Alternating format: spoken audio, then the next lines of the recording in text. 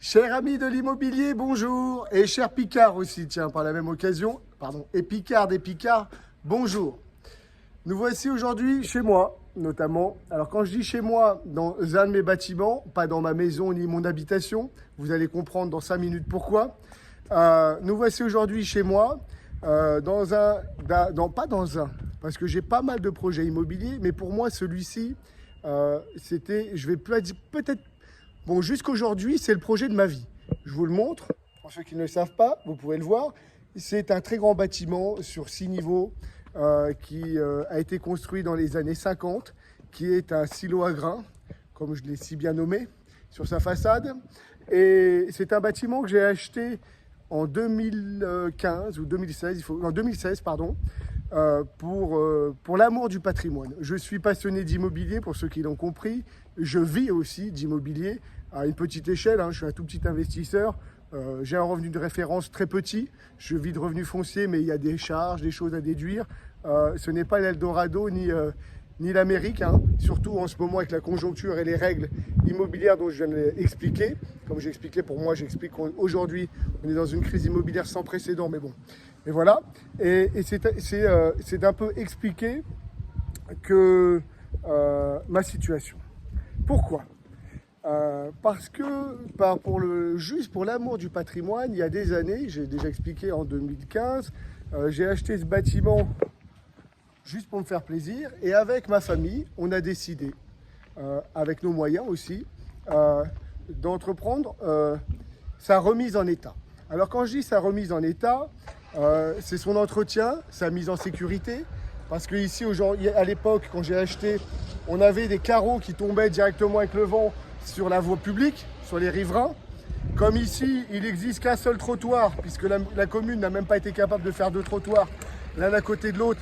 Le seul passage était à proximité du silo, donc c'était une urgence absolue. Alors, petite anecdote, hein, c'était des terrains communaux. Quand la commune a décidé de couper ses parcelles, je leur ai demandé de réaliser des trottoirs. Ils ont complètement ignoré ma demande. Ils ont bien reçu ma demande, mais ils l'ont ignoré. Mais bon, dommage. Donc les gens avaient l'obligation de passer par ici et recevoir les carreaux sur le visage. Voilà. On a entrepris ces travaux d'entretien et de mise en sécurité. On a planté des arbres. Alors pour ceux qui s'intéressent plus ou moins aux plantes, vous pouvez voir, je vous laisse imaginer le prix d'un cyprès de cette taille. Ils font à peu près 4-5 mètres. Oui, 4 mètres au minimum, voire 5. Des palmiers, on en a 3. Des très grands palmiers qui font à peu près 4 mètres aussi chacun. On a vraiment mis tout notre amour et nos convictions dans ce projet. On a même d'ailleurs demandé il y a quelques années aux architectes des Monuments de France de remettre en état cet édifice. Et sachez une chose, aujourd'hui, nous sommes convoqués au tribunal. De mémoire, c'est fin septembre, je ne sais plus la date exacte, il faut que je revérifie. Mais on est convoqué au tribunal pour des faits assez surréalistes. Et là, waouh, accrochez-vous bien. Aujourd'hui, je peux vous dire avec conviction et avec certitude pourquoi le marché immobilier de notre circonscription est dans cet état. Avec des politiciens complètement démagogiques. Alors, on pourrait dire c'est un cas général. Bon, des fois, ça arrive à d'autres ou pas. Moi, j'ai déjà eu des cas de figure dans le centre de la France où j'ai entrepris des projets. Les communes ne m'ont jamais fait ce genre de choses. Et c'est la raison pour laquelle on a des communes avec un pouvoir économique qui est similaire, mais un résultat qui n'est pas du tout le même. Vous voyez, c'est la démagogie et puis le manque d'empathie des politiciens locaux au détriment de leurs relations, si je puis dire. Parce que on n'a pas le même son de cloche pour tout le monde. Mais en tous les cas, je suis convoqué au tribunal pour des faits, pour 2 délits. Vous voyez, je suis un Français qui a acheté un bâtiment, qui l'a remis en état. Quand j'insiste bien, remis en état, pour ceux qui ne pourraient pas le comprendre, c'est déjà 700 mètres carrés de carrelage posé, mural et au sol, je veux dire. C'est des milliers de mètres carrés de peinture. Qu'est-ce que je peux ajouter d'autre ? C'est énormément d'investissements personnels et financiers pour l'amour du patrimoine. Et donc moi je me retrouve, moi en tant que Français, aujourd'hui, avec ma femme algérienne bien sûr, qui a aussi contribué à ce projet, je me retrouve au tribunal pour des délits qui consistent à dire que j'aurais posé des barrières sans autorisation. Alors il existait des barrières depuis pratiquement 10 ans, ou même plus de 10 ans je veux dire, au dernier étage ici. J'ai mis les mêmes identiques à l'étage pour pas que mon chien puisse tomber, puisqu'il a fallu que j'achète un chien puisqu'on se faisait cambrioler régulièrement. On a des vieilles voitures derrière, plusieurs fois on nous a volé des objets, donc j'ai pris un chien pour protéger un peu les lieux. Et donc il m'a fallu mettre des barrières pour que le chien ne puisse pas tomber. Et donc je vais passer au tribunal fin septembre pour un délit, pour ce premier délit, pour la pose des barrières. Je vais aussi passer au tribunal. J'arrive même pas à me souvenir parce que je viens de lire le dossier de 57 pages, c'est assez colossal. Et bon, très objectivement, la DDT ne trouvait rien à redire. On sent réellement que c'est le maire qui s'acharne. Alors la DDT, c'est la direction départementale territoriale. Pour ceux qui ne le sauraient pas, mais ici on sent clairement que le maire s'acharne puisque c'est un peu une forme, je pèse mes mots, hein, mais c'est une forme de frustration ou de jalousie, j'en sais rien. Ils n'ont jamais rien entrepris pendant 15 ans ici, rien n'a jamais été fait. Et moi qui est venu le faire sans intention aucune, hein, j'ai jamais loué, j'ai jamais demandé d'argent à qui que ce soit, ni de subvention, contrairement à des terrains en face qui avaient été vendus à 5 € du mètre. Vous voyez, j'ai profité de rien. J'ai tout fait par moi-même, avec mes propres deniers et mon propre courage. Et aujourd'hui, on me reproche des délits pour des garde-corps. On me reproche un autre délit. Attendez, j'ai oublié. J'arrive même pas à savoir. Mais on me reproche un autre délit pour les garde-corps. Alors le maire parle des arbres. Alors monsieur Boufflet arbore un peu sa propriété comme il en a envie. Vous voyez le genre de remarque très subjectif qui consiste à dire que j'aurais mis des arbres un peu n'importe comment, alors qu'ici, bon, le PLU oblige aussi un arbre pour 100 mètres carrés de terrain, mais bon, ça n'empêche que j'ai mis des arbres, et aussi l'affectation. Ah pardon. Donc il m'est reproché de changer d'affectation, c'est le deuxième délit, donc les barrières, et le changement d'usage. Alors pour ceux qui le savent, et je pense que beaucoup de Picards le savent, surtout à Lens, j'habite bien rue Saint-Jean. Vous pouvez demander aux tenanciers de café qui me connaissent très bien, surtout un en l'occurrence avec qui j'ai déjà eu un différend, ils savent très bien que j'habite là-bas. Et je n'habite pas du tout ici. Et pour cause, il faut savoir qu'ici, sous terre, il y a les arrivées potentielles de tuyaux d'eau qui ne sont pas raccordés. Je n'ai pas l'eau courante dans ce bâtiment et selon le maire, j'habiterai sur place. Voilà. Et troisième élément, j'ai complètement oublié, j'organiserai des événements dans cet édifice. Alors, dans le passé, j'ai déjà demandé à ABC Salles une étude de marché pour savoir est-ce que ça valait le coup de changer l'affectation, puisque c'est une zone commerciale, j'ai largement le droit de déposer un permis et de changer l'affectation. Et donc j'ai demandé un devis, une étude de marché à ABC Salles. Je n'ai jamais validé aucune publicité, je n'ai jamais payé la cotisation obligatoire pour pouvoir prétendre à la location d'une salle d'événementiel, mais je ne sais pas comment. ABC Salles a quand même publié des photos de moi sur mon site. J'avais déjà fait une vidéo il y a quelques années à ce sujet, vous pouvez la retrouver sur ma petite chaîne YouTube, pour laquelle vous êtes aujourd'hui, ou page Facebook. J'ai jamais loué cet événement ce lieu pour faire des événements. Une fois, j'ai organisé ici devant l'anniversaire de ma fille, j'ai mis une photo sur Facebook. Et la mairie, ou sur Internet, du moins, ils l'ont récupéré, je ne sais où, sur Internet, a utilisé la photo de ma petite fille lorsque j'organise son anniversaire chez moi, en l'occurrence dans ce bâtiment qu'on rénove ensemble, parce que je rénove avec ma femme, j'ai 3 enfants, j'ai besoin un peu de logistique, j'ai aussi besoin de recevoir mes enfants ici quand je travaille, il faut un minimum de décence, donc j'ai des photos de mes enfants qui vont aussi être au tribunal à la fin du mois, dans lesquelles on me reproche d'organiser des événements. Alors là, vous pouvez consulter tout le voisinage. Il n'y a jamais eu aucun mariage, aucun baptême, aucun événement financier, du moins, à part l'anniversaire de ma fille que j'ai réalisé devant. Vous pouvez même demander à l'association de la montée historique, qui est Jean-Louis, qui a voulu organiser le départ de la montée des de la création des merlettes, le départ des merlettes. C'est un rallye féminin qui est organisé chaque année par cette merveilleuse association locale lannoise, qui consiste à partir dans notre région et découvrir notre région avec des femmes, avec des voitures anciennes ou des voitures un peu d'exception. Il m'a demandé de partir de chez moi, j'ai refusé de le faire. J'insiste bien, je n'ai jamais organisé quelconque événement chez moi. Et pour preuve, Jean-Louis est passé devant, on a fait des photos quand ils sont passés devant, mais je n'ai pas organisé d'événement à l'intérieur. Je me suis efforcé pendant des années de ne pas gagner d'argent avec cet édifice. Je me suis efforcé pendant des années de suer.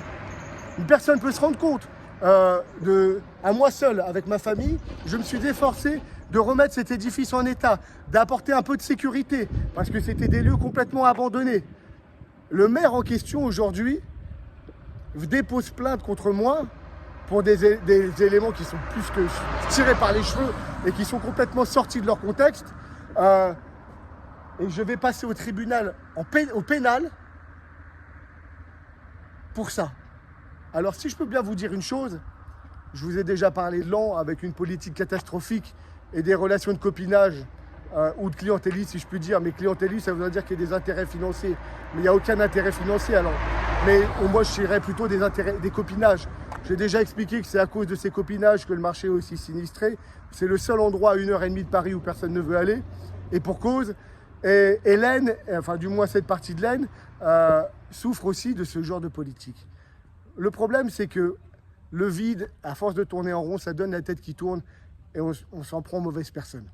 Et aujourd'hui, c'est moi qui va être condamné, enfin aujourd'hui certainement, qui va peut-être être condamné pour avoir gratuitement, pour l'amour du patrimoine, entrepris des travaux de remise en état. Voilà. Alors, je fais cette vidéo, je le fais pas par pur, je demande aucune compassion de qui que ce soit, mais je trouve quand même qu'aujourd'hui, dans une situation conjoncturelle comme la nôtre, les gens qui entreprennent, c'est comme ça qu'ils sont reçus. Dans cette ville, là en l'occurrence ici c'est pareil que Laon, les petites maisons d'habitation en résidence principale, puisque pour les Parisiens c'est très intéressant, ils se vendent aux alentours de 150 000, 200 000 euros. En dehors de ça, il n'y a aucun marché immobilier. Laon, il n'y en a aucun tout court, si je puis dire. Pourquoi vous amusez sérieusement à venir embêter des gens qui entreprennent par eux-mêmes? Je ne vous ai rien demandé. Je suis quelqu'un de respectueux. Dans ma vie, j'ai déjà expliqué, j'ai eu une enfance plus ou moins chaotique, puisque j'étais dyslexique, je ne savais pas lire et écrire, j'ai appris à l'âge de 20 ans à l'école de la deuxième chance à lire et à écrire. Puis au final, je suis allé jusqu'à me présenter aux élections municipales et législatives, tant mieux d'ailleurs. Et dans ma vie, j'ai eu un parcours relativement chaotique pendant mon enfance, et j'ai su exactement ce qu'il ne fallait plus faire et pas faire. Je me suis efforcé de mon mieux d'entreprendre, de respecter au mieux toutes les lois. J'ai accepté de dévaluer ma condition sociale. Je suis parti en province, j'habitais à Paris, je suis parti à un endroit où personne ne voulait habiter pour me donner un peu, pour améliorer un peu mon destin de mon point de vue, si je puis dire. Et les gens, quelqu'un qui vient dans votre commune, qui entreprend, qui réalise des choses, parce que moi je réalise réellement les choses, c'est comme ça qu'on le reçoit. Je ne peux pas mettre de mots sur la situation. Moi, je ne fais pas partie de la théorie du complot. Alors, je reçois des messages en ce moment, il dit, tu sais, franc-maçon, ceci, cela. Moi, je ne porte pas d'importance à des choses qui n'en ont pas. Les gens font ce qu'ils veulent, ils se réunissent comme ils veulent, s'ils veulent faire des réunions entre eux. Moi, personnellement, j'ai une conviction complètement différente. Je pense que le résultat, il doit être à la hauteur de votre travail, pas à la hauteur d'une simple conviction personnelle et politique, au détriment des gens qui réalisent. Voilà. Alors je vais essayer de vous montrer rapidement. Vous voyez, on a ici 8 cyprès de Provence qui font 5 mètres, je viens de le dire. Les palmiers. Voilà. Qu'est-ce que je peux vous dire d'autre? Alors, résultat des cours, je vais vous mettre une petite vidéo de finition, puisque donc il m'est reproché d'avoir respecté l'esprit architectural de l'édifice. Vous voyez, j'ai fabriqué 10 lustres de mes propres mains. C'est des lustres qui font 1,40 m de diamètre. J'en ai fabriqué 10. Je connais personne qui fait ça. de mes propres mains. Je les ai soudés, réalisés. Vous voyez, on a des formes relativement symétriques qui sont dans l'esprit art déco et l'esprit transitionnel, du moins Bohos, puisque cet édifice a vraiment une influence très Bohos et art déco. C'est un peu des deux, si je puis dire. Donc j'ai mis une porte et des décorations qui vont avec. J'ai repeint toutes les structures qui sont là. J'ai changé les carreaux, je les ai remplacés. Vraiment, je me suis efforcé de respecter au mieux l'esprit et l'âme de ce bâtiment. Alors que pendant 10 ans, certains sont venus récupérer de la ferraille. Ils ont créé des trous énormes d'1 mètre de diamètre pour sortir des bouts de ferraille, des bouts de cuivre. Enfin bref, l'édifice a complètement été éventré de toutes parts. Le maire n'a jamais rien dit. Et moi, on vient m'embêter aujourd'hui. Alors on m'embête sous un prétexte qui est un peu assez surréaliste. On vient me dire que j'habiterai là-dedans. Alors je viens de vous expliquer que j'ai pas l'eau. Mais pire encore, que j'aurais changé l'affectation pour des événements, comme je viens de vous répondre, c'est complètement tiré par les cheveux. J'avais juste fait une étude de marché sur ABC Salles, je n'ai pas payé la cotisation obligatoire, je n'ai absolument pas enregistré mon lieu pour faire de la location d'événements. Ils ont sorti les choses de leur contexte, je trouve que c'est complètement abusif. Mais surtout, ils prétendent qu'ici, ici on serait en zone artisanale. C'est le cas. Il faut savoir que c'est un silo à grains qui a été construit dans les années 50. Et j'en ai bien eu conscience au départ. Là, c'est la petite fin technique que je vais vous expliquer. J'en ai bien eu conscience au départ. La mairie, le maire en question, j'ai pris rendez-vous avec lui, s'il a bonne mémoire, au départ, pour essayer d'expliquer qu'est-ce que je voulais faire et dans quelle mesure. Alors la mesure, c'était quoi? C'était qu'est-ce que les mesures m'autorisaient à faire. J'ai pris le temps d'aller voir la mairie en place pour m'intéresser aux règles d'urbanisme et savoir ce que j'avais le droit de faire et pas faire. Donc bien sûr, j'allais pas ne pas respecter ces règles. J'ai répondu à toutes ces demandes jusqu'au jour où ici il y avait un ancien tuyau qui était complètement en train de tomber en mauvais état. Pareil, c'était dans un état d'urgence et de critique absolue. Il a fallu que je l'enlève, donc il y avait un trou dans le mur. Le temps que je rebouche, il a déposé plainte contre moi. J'ai dû aller au commissariat faire une audition dans laquelle j'expliquais ce que je viens de vous dire, que je remettais cet édifice en état avec des espaces de réception parce que j'ai l'intention de faire un silo à grains. Pour information, j'ai déjà déposé les statuts, la publication légale, enfin l'annonce publique va apparaître très prochainement. C'est bien un silo à grains et je vais le remettre en état, j'en parlerai prochainement. Enfin, je vais le remettre en activité très prochainement à cause de cette administration. Dommage, je ne le ferai pas comme il faut, je le ferai dans la précipitation, mais enfin dommage.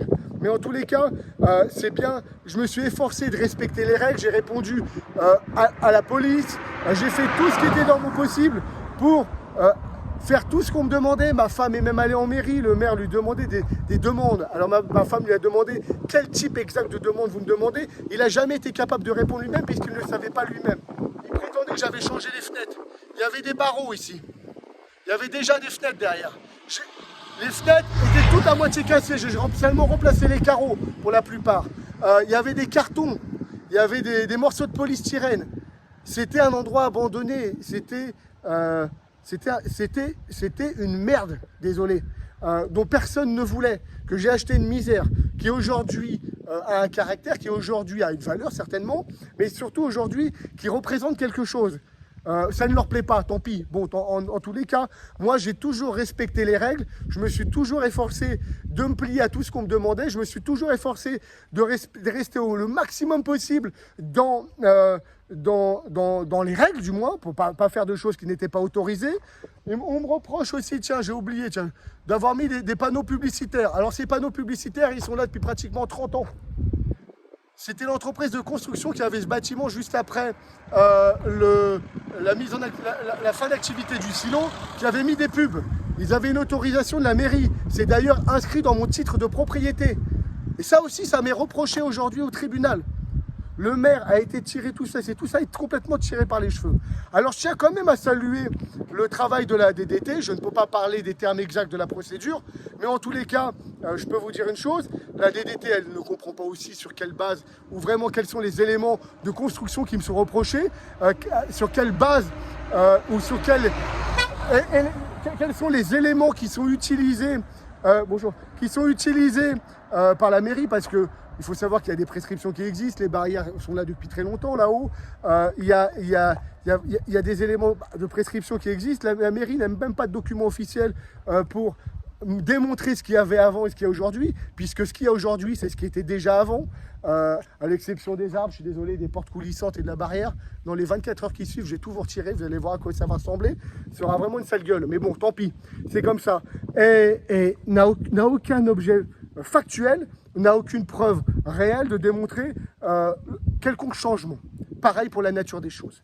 Alors pour la nature des choses, je vais conclure avec ça. Ah oui, je disais la DDT, voilà ce qu'ils disent sur la forme, je ne peux pas rentrer trop dans le détail, mais concernant l'utilisation de ce local, j'ai toujours expliqué à la mairie que sur le haut, j'allais créer une brocante. Alors, le voisin d'à côté de chez moi qui porte le même nom de famille a enregistré une activité de brocante.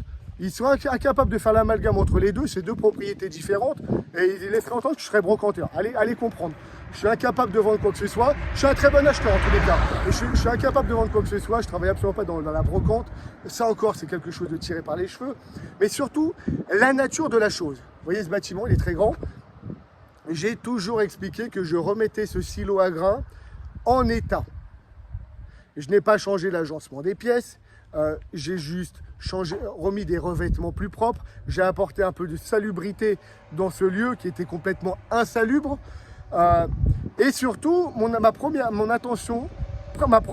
principale intention, pour ceux qui ont déjà visionné mes vidéos et vous l'avez déjà entendu, c'est de refaire vivre l'activité patrimoniale de ce silo. Je n'ai jamais fait de vidéo dans lesquelles j'organise une discothèque, dans lesquelles c'est ma nouvelle résidence principale, c'est ma nouvelle résidence secondaire, ni l'un ni l'autre. C'est pas le cas. J'ai mis des vidéos sur Internet, des photos sur Internet en toute transparence pour partager, pour que les gens de notre région qui connaissent ou ceux qui ne connaissent pas puissent découvrir ce qui est entrepris. Je ne l'ai pas fait, je ne me suis pas caché pour faire les choses. J'ai toujours dit que j'allais faire un silo et je vais le faire. Je suis d'ailleurs allé voir les anciens propriétaires de ce silo qui ont un silo à l'extérieur de la ville. J'ai commencé à entreprendre des démarches parce qu'aujourd'hui, je me retrouve un peu dos au mur. Je dois entreprendre des démarches dans la précipitation. Je n'ai pas le temps de remettre tout en bon état parce que c'est beaucoup d'argent et de temps. Il me faut du temps aussi et de l'argent. Je n'ai pas le temps de tout remettre en état pour ouvrir le silo tel que j'avais envie de le faire. Donc maintenant, je me retrouve contraint de le faire dans la précipitation. Alors j'ai déjà payé une entreprise aujourd'hui pour enregistrer les statuts. Donc je vais, à partir dans les semaines qui suivent, le silo pourra réouvrir pour vendre du grain pour ceux que ça intéresse. C'est un code APE de mémoire, c'est le 5210B. C'est entreposage et stockage non frigorifique. C'est le code APE qui concerne les stockages agricoles, du moins en l'occurrence pour les silos. J'ai payé des gens pour créer une entreprise et j'ai bien l'intention de refaire vivre cet édifice comme je vous l'ai dit. J'espère en tous les cas qu'entre-temps, je ne serai pas condamné parce que c'est quand même grave. Voilà. Mais voilà. Donc voilà pourquoi encore, je vous l'explique, cette région est dans cet état. Les gens qui ne font rien tournent en rond et finissent toujours par s'en prendre aux mauvaises personnes. Regardez, c'est un peu comme l'émigration, j'en parlais. Ici, il n'y a pas d'émigrés, ils votent contre l'émigration. Les gens qui vivent avec l'émigration ne votent pas contre l'émigration. Vous voyez, c'est le manque. Avec tout le respect que je dois aux gens de la région, j'aime beaucoup. Il y a des gens très instruits, très intéressants dans la région, mais c'est quand même le manque de connaissances. À bientôt, je vous souhaite à tous les Picards et tous les Français et tous les passionnés d'immobilier le meilleur et j'espère que ça finira bien. Merci beaucoup.